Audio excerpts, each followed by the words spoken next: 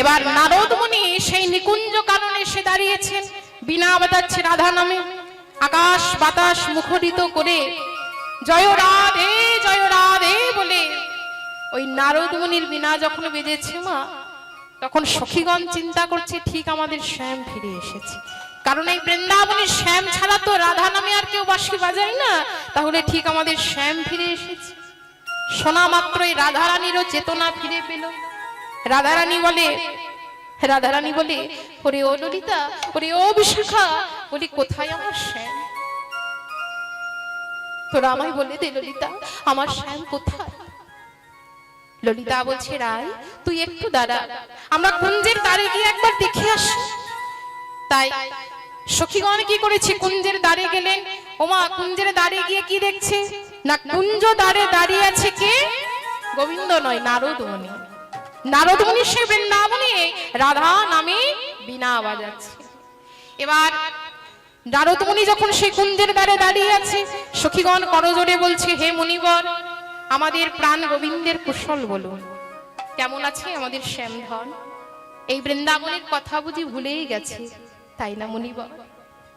নারদ মুনি বলছে শোনো সখীগণ, আমি তোমাদের কাছে এক শুভ বার্তা নিয়ে এসেছি, তোমরা একটু মন দিয়ে শোনো। তোমাদের ওই শ্যাম রাজা প্রভাসের ওই তীরে এক দানব্রত যজ্ঞ করছে, আর আমি সেই যজ্ঞের নিমন্ত্রণ করার জন্যই তোমাদের কাছে এলাম। তোমাদের এই যজ্ঞে কিন্তু সবার নিমন্ত্রণ থাকলো, তোমরা কিন্তু প্রত্যেকেই ওই মহারাজের মহাযজ্ঞে যেও। তাই নারদ মুনি রাধারানীর চরণে প্রণাম জানিয়ে সেই নিকুঞ্জ কানন থেকে বিদায় নিলেন। এবার সখীগণ যথারীতি ছুটতে ছুটতে রাধারানীর কাছে এসেছে, কিন্তু মাগো রাধারানীর কাছে এসে যখন দাঁড়িয়েছে, সখীগণ কি দেখছে, আজ প্রভাসেতে যাবে রাধা, ভাবে মনে মন। প্রভাসেতে যাবে রাধা, ভাবে মনে মন। ওই প্রভাসেতে যাবে রাধা, ভাবে মনে মন। প্রভাসেতে যাবে রাধা, ভাবে মনে মন। এমন সময় দেখো, এমন সময় সখীগণ দিল দর্শন। এমন সময় সখীগণ দিল দর্শন। এমন সময় সখীগণ দিল দর্শন।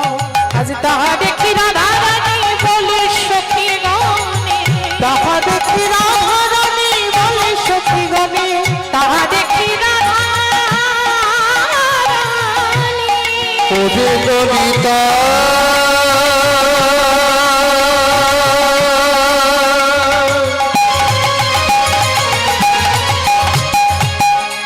ওরে আমার মরম সখী,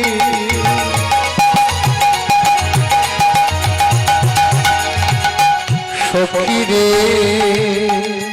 ও ললিতা, তাহা দেখি রাধা রানী বলে সখীগণ। ওই প্রভাসেতে আমি প্রভাসেতে যাব আজি বধূ দর্শন। প্রভাসেতে যাব আমি বধূ দর্শনে। ওই প্রভাসেতে যাব আমি বধূ দর্শনে। প্রভাসেতে যাব আমি বধূ দর্শনে। এবার রাধারানী যখন বলেছি যে প্রভাসের তীরে যাব, বধূর যজ্ঞে যাব, বধূ দর্শনে যাব, তখন ললিতা বলছে, রাধারানীর প্রিয় সখী ললিতা, ললিতা বলছে হ্যাঁ রে রায়, তুই যে তোর বধূর যজ্ঞে যাবি, কিন্তু রায় রে তোর বধূ যে তোকে নিমন্ত্রণই করেনি। হরি বল, তোর বধূ তো তোকে নিমন্ত্রণই করেনি, বলি বিনা নিমন্ত্রণে কেমন করে যাবি রায়? তখন রাধারানী বলছে ওরে ললিতা, কেউ যদি কারো আপনজন হয় তাকে কি কখনো নিমন্ত্রণ করতে হয়? অন্তরের সাথে অন্তরের যদি মিল না হলো সেটা কেমন আন্তরিকতা? আত্মীয়, পরম আত্মীয়, যজ্ঞ মহাযজ্ঞ, প্রসাদ মহাপ্রসাদ। হরি বল। তা আমরা কি করি বাবা, আমরা কিছু টাকা পয়সা খরচা করি, কিছু অর্থ আমরা ব্যয় করে আত্মীয়তা পাতাই। আমি আপনাকে নিমন্ত্রণ করলাম, আপনি এলেন, আপনি আমাকে নিমন্ত্রণ করেছেন, আমি এসেছি, এটা কি বলে আত্মীয়? আর পরমাত্মীয় কাকে বলে মা? পরমাত্মীয় কাকে বলে না, যিনি বিনা নিমন্ত্রণে, যিনি বিনা নিমন্ত্রণে হরি বল বলে দাঁড়িয়ে এসে দাঁড়ায়। হরি বল। যার কোনো মান নেই, যার কোনো অভিমান নেই। তাই দেখুন মায়েরা, এমনই এক ভিখারি বৈষ্ণব, এক ভিখারি বৈষ্ণব প্রতিদিন ভিক্ষায় যেত। তা গ্রামের সকলেই কিন্তু সেই ভিখারি বৈষ্ণবকে ভিক্ষা দিত, প্রত্যেকে ভিক্ষা দিত, কিন্তু একটি গৃহের এক রমণী কোনদিন কিন্তু ওই ভিখারি বৈষ্ণবকে ভিক্ষা দিত না। এবার সেই বৈষ্ণবটি এসে দাঁড়িয়েছে ওই রমণীর দ্বারে, এসে বলছে, মা, মা গো, বাড়িতে কে আছো মা? আমায় কিছু ভিক্ষা দাও। ভেতর থেকে সেই রমণীটি তাড়াতাড়ি করে বাইরে বেরিয়েছে। এ কি ভিখারি, তোমার কি মান অপমান বোধ একটু নেই? প্রতিদিন তুমি আমার দ্বারে ভিক্ষা নিতে আসো, আর আমি তোমায় খালি হাতে প্রতিদিন ফিরিয়ে দিই, তাও সে আমার দ্বারে আমার ভিক্ষা নেওয়ার জন্য দাঁড়িয়ে থাকবে? তোমার কি মান অপমান বোধ একটু নেই?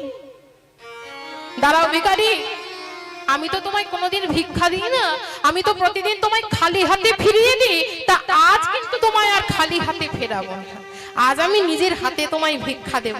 একটু দাঁড়াও, একটু দাঁড়াও ভিখারি, আমি তোমার জন্য ভিক্ষা নিয়ে আসছি। হরি বল। এই বলে সেই রমণীরই কি করেছে মা, তাড়াতাড়ি করে ভেতরে প্রবেশ করে ভেতর থেকে এক মুষ্টি উনুনের ছাই এনে সেই ভিখারির ওই ভিক্ষার ঝুলির মধ্যে ফেলে দিয়েছে। বলে, এই নাও, এই তোমার ভিক্ষা। সেই ভিখারি বৈষ্ণব ওই রমণীর দেওয়া ছাইগুলোকে নিয়েছে, সেই ছাইগুলোকে নিয়ে মনের আনন্দে কুটিরে ফিরে যাচ্ছে। পথ চলছে আর চিন্তা করছে, তাই তো মা যে আমায় ছাই ভিক্ষা দিল, এই ভিক্ষার ছাইগুলো আমি কোথায় রাখবো? এই ভিক্ষার ছাইগুলো নিয়ে আমি কি করব? এমন সময় সেই ভিখারি বৈষ্ণব দেখতে পেয়েছে তার কুটিরের সামনে ছোট্ট একটি লাউ চারা জন্ম নিয়েছে, একটি লাউ গাছ জন্ম নিয়েছে। ভিখারি বৈষ্ণব ওই রমণীর দেওয়া ভিক্ষার ছাইগুলোকে নিয়ে আস্তে আস্তে আস্তে করে সেই লাউ গাছের গোড়ার মধ্যে ফেলে দিয়েছে। হরি বল। আর এইভাবে দিন কাটতে কাটতে একদিন হঠাৎ করে সেই ভিখারি বৈষ্ণব লক্ষ্য করে সেই লাউ গাছে আবার দুটি লাউ হয়েছে। ওমা, ভিখারির মনে কতই না আনন্দ, বলে, মায়ের দেওয়া ভিক্ষায় কিছু তো কাজ হয়েছে। এই বলে সেই ভিখারি বৈষ্ণব একটি লাউ আমার গোবিন্দের সেবায় লাগিয়েছে, আমার গোবিন্দের সেবায় একটি লাউ লাগিয়ে আরো একটি লাউ নিয়ে সেই রমণীর কাছে যাচ্ছে, যে রমণী নিজের হাতে তাকে ছাই ভিক্ষা দিয়েছিল, তা আরেকটি লাউ নিয়ে সেই রমণীর কাছে যাচ্ছে। হরি বল। আমার একটা রাতে বেঁধে দিলাম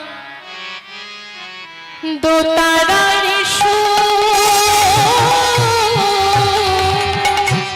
আমার তারাকে বেঁধে দিলাম দোতারার আমার একটা রাতে বেঁধে দিলাম দোতারার আমার একটা রাতে বেঁধে দিলাম দোতারার আবার একই দেহে আমার কৃষ্ণ একই দেহে আমার কৃষ্ণ আর একই দেহে আমার কৃষ্ণ একই দেহে আমার কৃষ্ণ সবজ নদীর জলে দেহ শীতল হয়, আবার বৃন্দাবনে কুঞ্জ ছুঁয়ে প্রেম যমুনা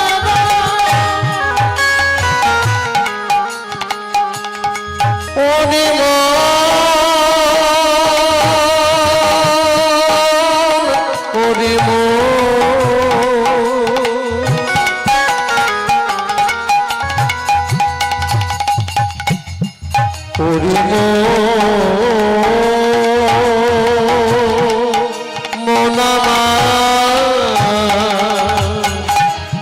সরজ নদীর জলে দেহ শীতল হয়, বৃন্দাবন রমণের কুঞ্জ ছয়ে প্রেম যমুনা বন।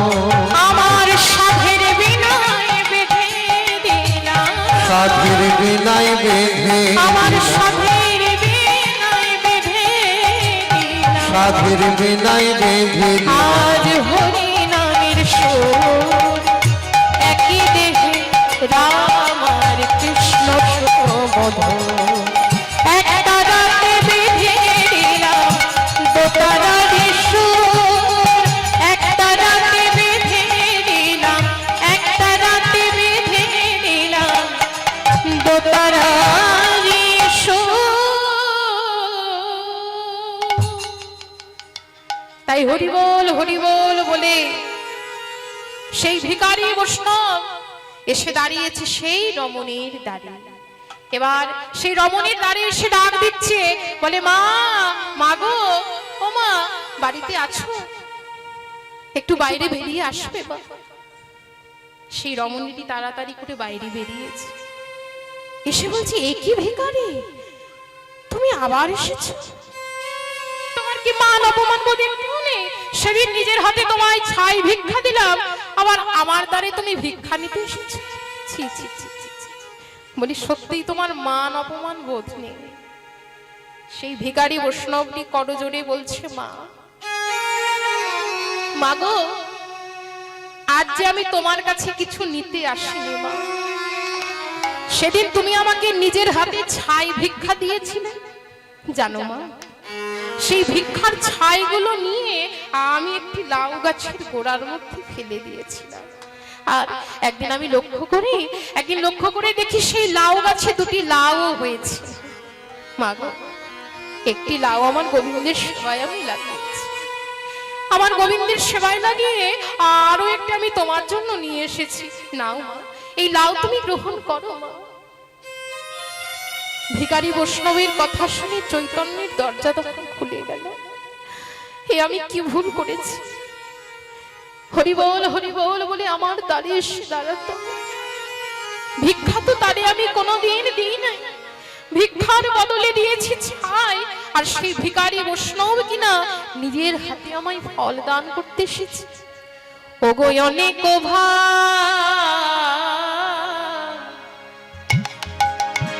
ভাগ্যের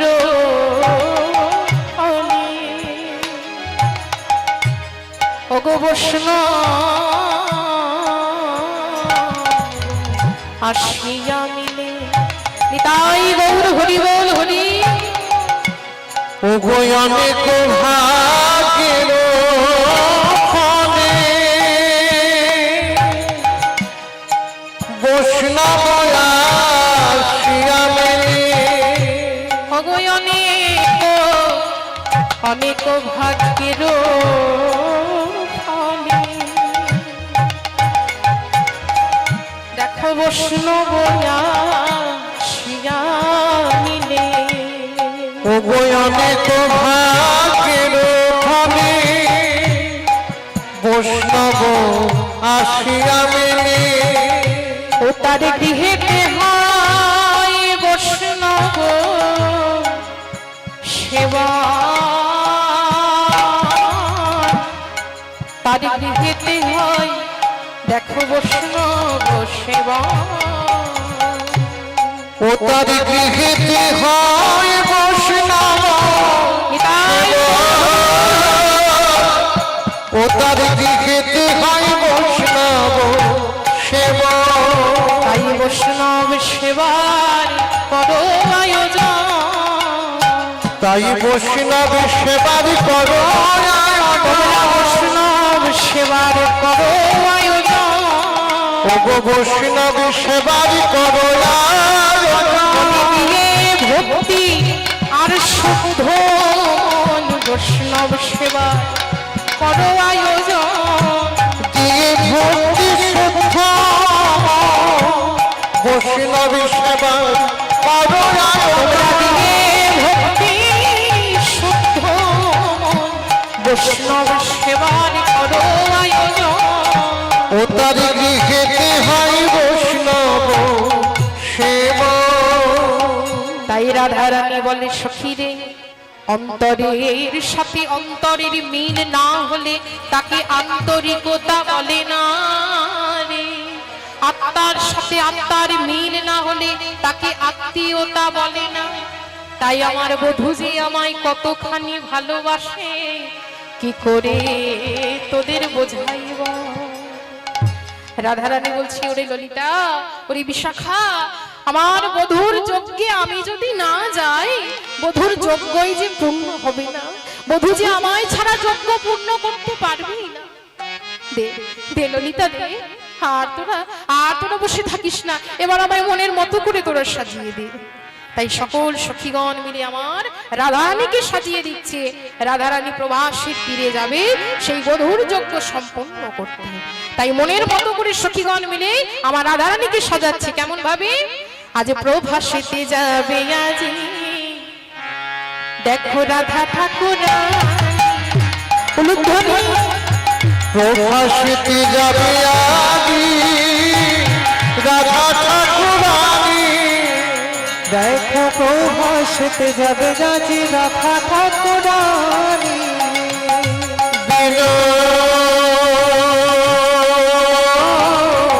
বিনোদিনী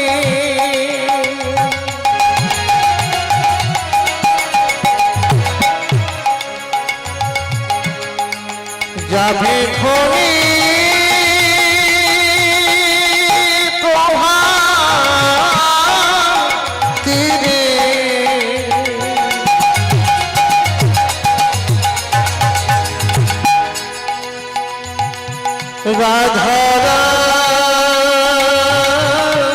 রাধারানী নিবিসারি পরিপাটি,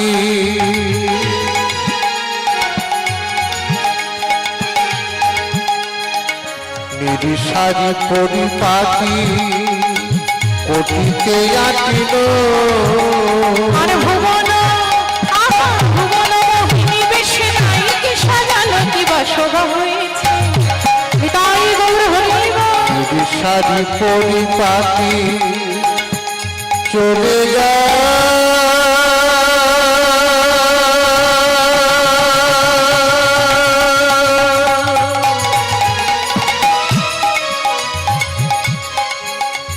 রাধা রাধারানী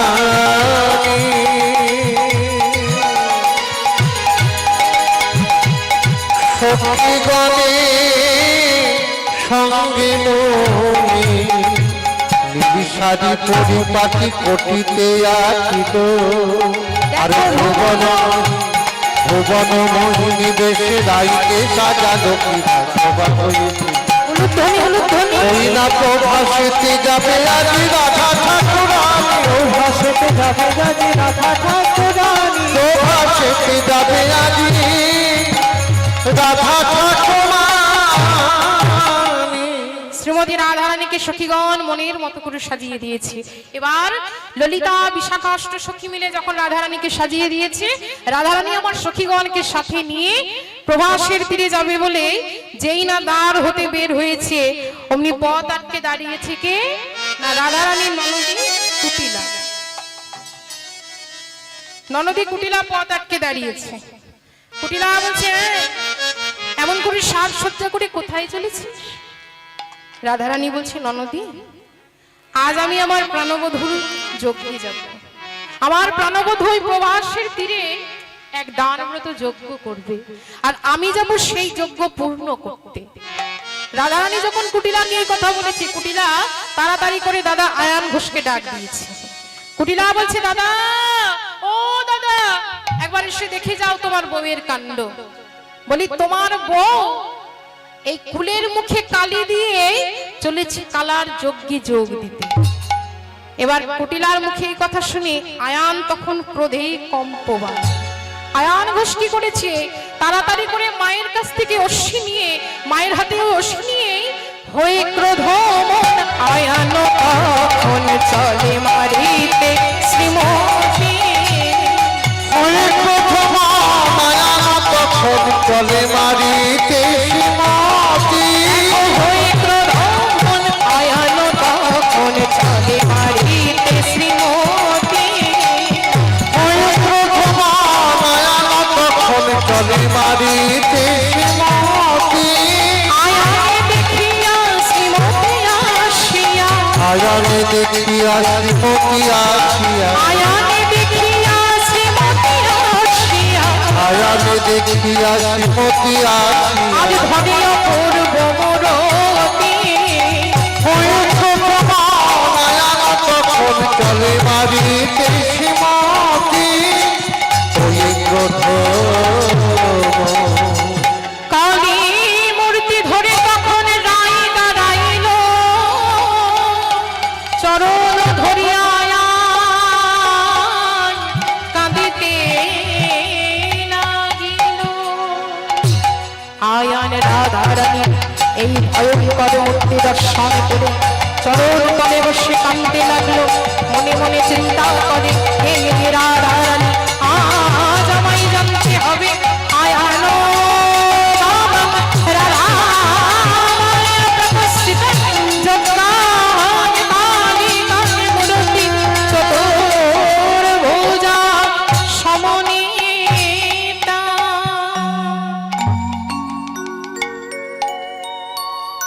শ্রীমতী রাধারানী আমার কালী মূর্তি ধারণ করে দাঁড়ালেন সেই কালী মূর্তি ধারণ করে আয়ানের সম্মুখে যখন দাঁড়িয়েছে রাধারানীর সেই অপূর্ব রূপ দর্শন করে আয়ান ঘোষ রাধারানীর চরণে আছাড় খেয়ে পড়েছে হরি বল রাধারানীর ওই চরণ দুটি জড়িয়ে ধরে বলছি ওগো রাধে রাধে গো আমি তোমায় চিনতে না পেরে বড় অপরাধ করেছি রাধে আমি তোমায় চিনতে না পেরে জানতে না পেরে বড় অপরাধ করেছি রাধে কিন্তু কিন্তু রাধে আজ আমি জানলাম রাধে তুমি গোলকেশ্বরী তুমি আদ্যা শক্তি মা মহামায়া তাই আয়ান ঘোষ রাধারানীর চরণ দুটি জড়িয়ে ধরে কেঁদে কেঁদে বলছে একই অঙ্গে শত রূপে তুমি যে মা প্রকটিতা নিতাই মাগো একই অঙ্গে শত রূপে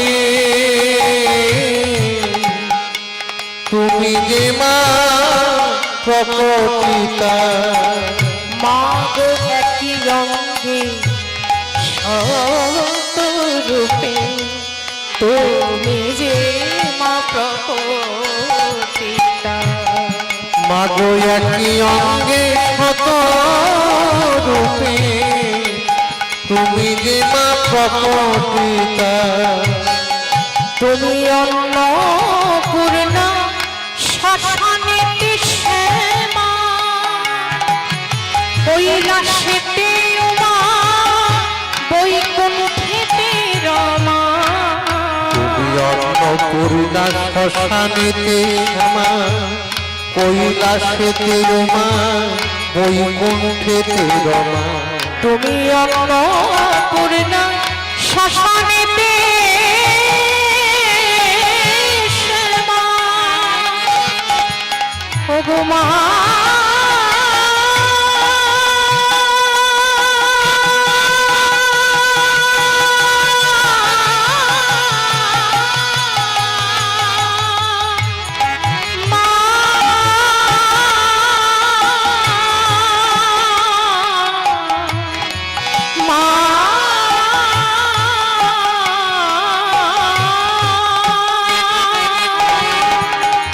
তুমি অন্নপূর্ণা শ্মশানেতে শ্যামা কৈলাসেতে রমা বৈকুণ্ঠেতে রমা তুমি আধা রাধা আর আধা কৃষ্ণ তুমি আধা রাধা আধা কৃষ্ণ তুমি আধা রাধা আধা কৃষ্ণ তুমি আধা রাধা আধা কৃষ্ণ সাজিলে মা এই বৃন্দাবনে মাগো একই অঙ্গে শত রূপে তুমি যে মা প্রকটিতা একই অঙ্গে শত রূপে তুমি যে মা প্রকটিতা এবার আয়ান ঘোষ রাধারানীর চরণ দুটি জড়িয়ে ধরেছে।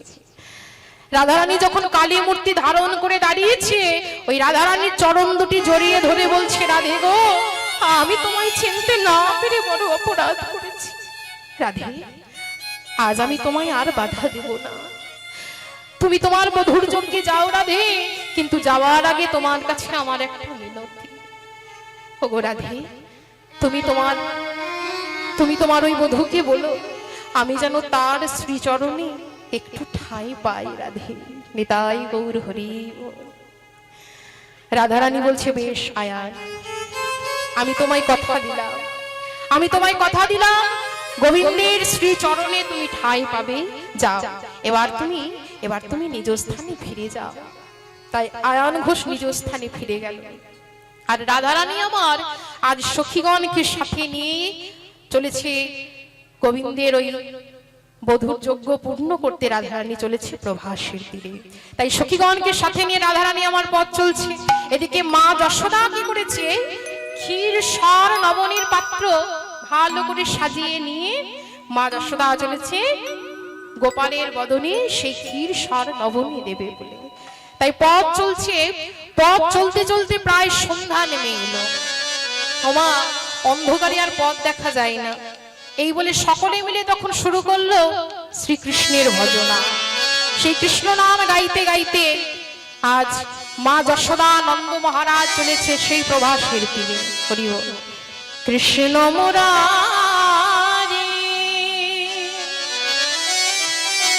হে গিরিধারি, রাধিকা রমণ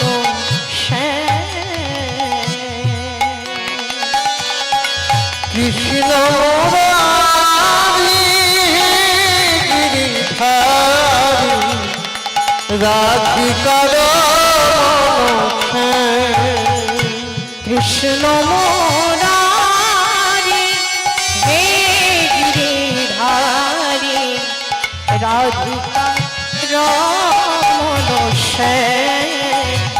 রাধিকা রমণ যশোদানন্দন ব্রজ জনরঞ্জন, যশোদানন্দন ব্রজ জনরঞ্জন, ওই গোপী জন বল্লভ প্রাণ সত্য সনাতন নিত্য নিরঞ্জন, সত্য সনাতন নিত্য নিরঞ্জন, জয় শ্রী গোবিন্দ গোপাল। কৃষ্ণ মুরারি হে গিরিধারি, রাধিকা রমণ রাধিকা রাধিকা তাই সেই কৃষ্ণের ভজনা করতে করতে মা যশোদা নন্দ মহারাজ প্রভাসের তীরে এসে উপস্থিত হয়েছে। এবার সেই যজ্ঞের দ্বারে এসে যখন দাঁড়িয়েছে, দাড়িগণ পথ আটকে দিয়েছে। হরি বল। দাড়িগণ পথ আটকেছে। মা যশোদা যখন যজ্ঞের ওই ভেতরে প্রবেশ করতে যাবে, দাড়িগণ বলছি দাঁড়াও দাঁড়াও, বলি ভেতরে যাওয়ার তো অনুমতি নেই। মা যশোদা বলছে, দে না বাবা দাঁড়ি, তোরা একটি বার আমি আমার গোপালের কাছে যাব। এই দেখ, আমি আমার গোপালকে আজ নিজের হাতে ভোজন করাবো। কতদিন ওই গোপালের চাঁদ বদন দর্শন করি না, আজ আমি গোপালকে নিজের হাতে খাওয়াবো। তাই মা আমার সেই যজ্ঞের দ্বারে কেঁদে কেঁদে বলছে, একবার আয় কলিয়া ওরে নীল মনে, একবার খোলিয়া ওরে নীল মনি, আয় কলিয়া ওরে নীল মনে, একবার খোলিয়া ওরে নীল লাগি এনেছি ক্ষীর সরণনে, তোর লাগি এনেছি ক্ষীর শরণ, তোর লাগি এনেছি ক্ষীর সরণনে। আমি তোর লাগি এনেছি ক্ষীর শরণ। ও তুই ছিলি রে গোপাল, আজ হয়েছিস ভুবন রাজা হয়ে, সাজা মাকে যে দিলি আয় আই কোনিয়া ওরে নীলমণি, একবার আই কোনিয়া ওরে নীলমণি। মা আমার যজ্ঞের দ্বারে গোপাল গোপাল বলে ধুলায় গড়াগড়ি দিয়ে কাঁদছে, বলে দে না দাঁড়ি দে, একটি বার আমায় দাঁড় ছেড়ে দে, আমি যে আমার গোপালের কাছে যাবো দাঁড়ি।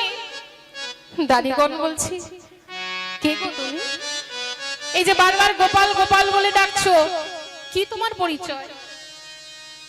আর তাছাড়া দাঁড় ছাড়বার তো অনুমতি নেই, দাঁড় ছাড়তে তো পারবো না, আগে তোমার পরিচয় বলো দেখি, তোমার পরিচয় একটু শুনি। যেই না দাঁড়িগণ এই কথা বলেছি, মা যশোদা বলছে করে দাঁড়ি তোরা শুনবি আমার পরিচয়, তোরা আমার পরিচয় শুনবি? তবে শোন দাঁড়ি, আমার পরিচয় হলো আমি তোদের ওই মহারাজের মা। ওরে সে যে আমার কৃষ্ণ, সে যে আমার গোপাল। দেখুন বাবা, মায়ের মনে কিন্তু অহংকার, তা ভগবান সবকিছু সইতে পারে, কিন্তু দুটো জিনিস কখনো সহ্য করতে পারে না, এক হলো ভক্তের চোখের জল, আর এক হলো অহংকার। কেউ যদি মনের মধ্যে অহংকার দিয়ে ভগবানকে ডাকে, আপনি যদি ভগবানের জন্য রাজভোগ সাজিয়ে ফলমূল দিয়ে তার সেবা দেন, যদি মনের মধ্যে ভক্তিটুকু আপনার না থাকে, ভগবান কি আসবে মা? যতই আপনি রাজভোগ সাজিয়ে তার চরণে নামিয়ে দেন না কেন, যতই আপনি ফলমূল দিয়ে তার সেবা দেন না কেন, কখনোই ভগবান সেই রাজভোগ সেই ফলমূল গ্রহণ করবে না। ভগবান যে কখনো কারো অহংকার সইতে পারে না। কোন ভক্ত যদি চোখের জল দিয়ে ভক্তি ভরে ভক্তি চিত্ত মনে ভগবানের ওই চরণ ধরে থাকতে পারে, ভগবানের ওই চরণে সাধনা করতে পারে, ভগবান নিজে সেই ভক্তের বোঝাও মাথা পেতে নেয়। নিতাই গৌর হরি বল হরি বল। কারণ ভগবান কোনো কিছু চাই না, শুধুমাত্র ভক্তি দিয়ে তাকে ডাকতে হবে। কেউ যদি ভক্তি ভরে তাকে ডাকতে পারে, ভগবান সে ভক্তের কাছে নিজে ছুটে যায়। ভগবান বলেছেন, যে করে আমার আশ আগে করি তার সর্বনাশ, তবুও যদি না ছাড়ে আস, আমি হই তার দাসের দাস। হরি হরি। দেখবেন যারা আমার ভগবানের প্রকৃত ভক্ত, তাদের জীবনে কিন্তু বেশি দুঃখ কষ্ট থাকে। ওমা, যারা ভগবানের চরণে নিজেকে সমর্পণ করে দিয়েছে, যাদের নিজের বলতে কোনো কিছু নেই, ভগবানের চরণে সবকিছু, তাদের জীবনে কিন্তু বেশি দুঃখ বেশি কষ্ট। কারণ ওই যে ভগবান বললেন না, যে করে আমার আশ আগে করি তার সর্বনাশ। যে ভক্ত নিজেকে আমার চরণে সঁপে দেবে, যে ভক্ত সদা সর্বদাই আমায় হৃদয় মন্দিরে রাখবে, সেই ভক্তের আগে আমি করব সর্বনাশ। সেই ভক্তকে আগে আমি বেশি দুঃখ কষ্ট দেব, কিন্তু সেই দুঃখ কষ্ট যন্ত্রণা সহ্য করার পরে সেই ভক্ত যদি আমার চরণ না ছাড়ে, সেই ভক্তের দাসের দাস আমি হয়ে যাব। হরি বল। তাহলে ভগবান ভক্তের কাছে কোনো কিছু চাই না, শুধু ভক্তি দিয়ে প্রেম নিয়ে তাকে ডাকতে হবে। কোনো ভক্তের মধ্যে যদি ভক্তি প্রেম থাকে, ভগবান নিজে সেই ভক্তের কাছে ছুটে যায়। তাহলে অহংকার দিয়ে নয়, ভক্তি দিয়ে তাকে পেতে হবে। অহংকার দিয়ে আপনি যতই তার সেবা দেন না কেন, ভগবান কিন্তু কখনোই সেবা গ্রহণ করবেন না, কারণ অহংকার কখনোই ভগবান সহ্য করে না। একদিন অহংকারী দুর্যোধন মনে মনে চিন্তা করছে যে আজ কৃষ্ণকে এমন সেবা করাবো, আজ এমন সেবা করাবো যে সারা জীবন কৃষ্ণকে তা মনে রাখতে হবে। হরি বল। এবার দুর্যোধন কি করেছে মা, নানা নৈবেদ্য সাজিয়েছে, ফল মূল মিষ্টি সবকিছু দিয়ে রেখেছে। চিন্তা করছে গোবিন্দ এলে তাকে সেবা করাবে, এমন সেবা দেবে সারা জন্ম এরকম সেবা তার হয়নি। মনের মধ্যে এই যে অহংকার ছিল, সেই অহংকার দিয়ে তার জন্য অপেক্ষা করছে। এবার গোবিন্দ তো অন্তর্যামী, ভক্তের অন্তরের কথা কিন্তু সব সময় ভগবান জানতে পারে। এই দুর্যোধনের অন্তরের কথা যখন জানতে পেরেছে, দুর্যোধনের মনের ভাব যখন জানতে পেরেছে, দুর্যোধনের কাছে আসতেই গোবিন্দ এমন ভাব করছে যেন কত কিছু ভোজন করে এসেছে। এসে বলছে, শোনো দুর্যোধন, ও দুর্যোধন, আজ কিন্তু তোমার গৃহে আমার সেবা হবে না, আমি কিন্তু তোমার গৃহে আজ সেবা করতে পারবো না। শোনো দুর্যোধন, আমি তোমার কাছে আসছিলাম, তা আস্তে আস্তে পথ মধ্যে আমার অনেক ভক্তের সাথে দেখা হয়ে গেল, আর সেই ভক্তরা আমায় সেবা করিয়ে আজ আর ছাড়লো না। শোনো দুর্যোধন, আজ তো তোমার গৃহে আর সেবা করতে পারলাম না, আজ আমি চললাম দুর্যোধন। দেখুন মা, সেই অহংকারে নৈবেদ্য ফেলে দিয়ে গোবিন্দ আমার চলে গেলেন। তাই এলেন কোথায় না, গোবিন্দ এলেন বিদুরের কুটিরে। বিদুরের কুটিরে সে ডাক দিচ্ছে, বিদুরের দ্বারে দাঁড়িয়ে আছে, এসে বলে, বিদুর, ওগো বিদুর, বাড়িতে আছে। বিদুর গেছে ভিক্ষা করতে। এদিকে বিদুরের পত্নী একখানা বসনের অর্ধেকটা অঙ্গে জড়িয়েছে, আর বাকি অর্ধেকটা রৌদ্রের মধ্যে শুকোতে দিয়েছে, আর অন্য কোনো বসন নেই। যেই না আমার গোবিন্দের ডাক শুনতে পেয়েছে, বিদুর পত্নী তাড়াতাড়ি করে সেই বাকি অর্ধেকটা বসনকেও পরিধান করে নিয়েছে আমার গোবিন্দের কাছে যাবে বলে। তাই সেই অর্ধেকটা বসন পরিধান করে ছুটতে ছুটতে চলেছে গোবিন্দের কাছে। গিয়ে বলছি, হে গোবিন্দ, আজ আমার কি সৌভাগ্য, আজ আমার কি সৌভাগ্য, আজ তুমি আমার কুটিরে এসেছো। এসো এসো গোবিন্দ, এসো, আজ আমি তোমায় ভক্তি ভরে সেবা দেব, আজ আমি ভক্তি ভরে নিজের হাতে তোমার সেবা করাবো। গোবিন্দ, তুমি আমার কুটিরে এসো গোবিন্দ। এই বলে গোবিন্দকে ভেতরে এনে, কুটিরের ভেতরে এনে একটি আসন পেতে দিলেন বসতে। বিদুর পত্নী সেই আসনের মধ্যে আমার গোবিন্দকে বসালেন, কিন্তু মনে মনে চিন্তা করছে, তাই তো আমার গোবিন্দ যে আমার কুটিরে এলো, আমার গোবিন্দকে যে আমার কুটিরে আমি নিয়ে এলাম, কিন্তু গোবিন্দের সেবা দেওয়ার মতো তো আমার কাছে কিচ্ছু নেই। আমি কেমন করে আমার গোবিন্দের সেবা করাবো? তাকে সেবা দেওয়ার মতো তো কোনো কিছু আমার গৃহে নেই, কেমন ভাবে তার সেবা আমি দেব? পড়ে আছে দুটো কাঁচা রম্ভা। বিদুর পত্নী কি করেছে, সেই কাঁচা কলা দুটিকে বক্ষে জড়িয়ে ধরে অঝোর ঝরে কাঁদতে লাগলো। ভক্তির চাপে সেদ্ধ হয়ে গেল সেই কাঁচা কলা। এবার বিদুর পত্নী কত অনুরাগ দিয়ে আমার ভগবানের সেবা দিচ্ছে। বিদুর পত্নী গোবিন্দের সেবা করাচ্ছে, কিন্তু কেমন ভাবে সেই কলার শ্বাসটাকে মাটির মধ্যে ফেলে দিচ্ছে। একটা একটা করে কলা নিচ্ছে, আর সেই কলার শ্বাসটা মাটির মধ্যে ফেলে দিচ্ছে, আর কলার খোসাটা আমার ওই গোবিন্দের বদনে তুলে দিচ্ছে। নিতাই গৌর হরি। সেই কলার খোসা গোবিন্দের বদনে দিচ্ছে, আর বলছি, নাও নাও গোবিন্দ, নাও, তুমি সেবা করো গোবিন্দ। একটা একটা করে কলার খোসা গোবিন্দের বদনে দিচ্ছে, আর গোবিন্দ ভক্তি ভরে সেই কলার খোসা বিদুর পত্নীর কাছ থেকে সেবা দিচ্ছে। ঠিক এমন সময় বিদুর ছুটতে ছুটতে এসে বলছে, এ তুমি কি করছো?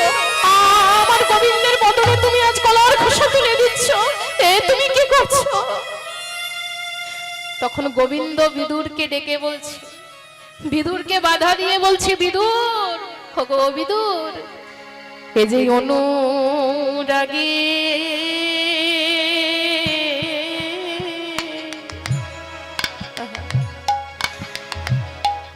অনুরাগের সেবা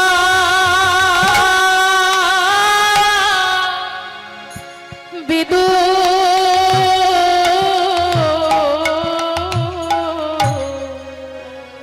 এই যে অনুরাগে সেবা বিদুর, এই যে অনুরাগে অনুরাগের সেবা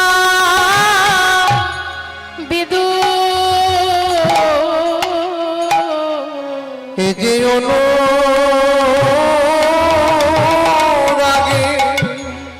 সেবা বিদু নানা সেবায় বাধা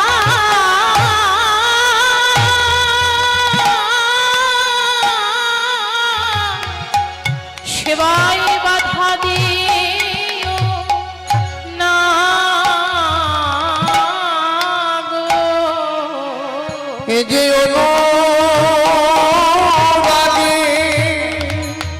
সেবা বিদু তুমি সেবা বাধা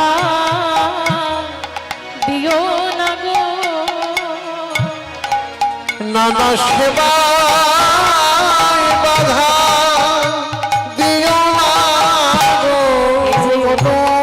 অনুরাগে অনুরাগের সেবা বিদো তুমি সেবাই বাধা দিও না এই যে অনুরাগের সেবা বিদো এ যে অনুরাগের সেবা বিদুর সেবায় বাধা দিও না গো। এ যে অনুরাগের সেবা বিদুর সেবায় বাধা দিও না এ যে অনুরাগের সেবা বিদুর সেবায় বাধা দিও না। এই যে অনুরাগের সেবা বিদুর সেবায় বাধা দিও না গো। অনুরাগের সেবা বিদুর সেবায় অনুরাগের সেবা বিদু এ যে অনুরাগে সেবা বিদু দেখুন মা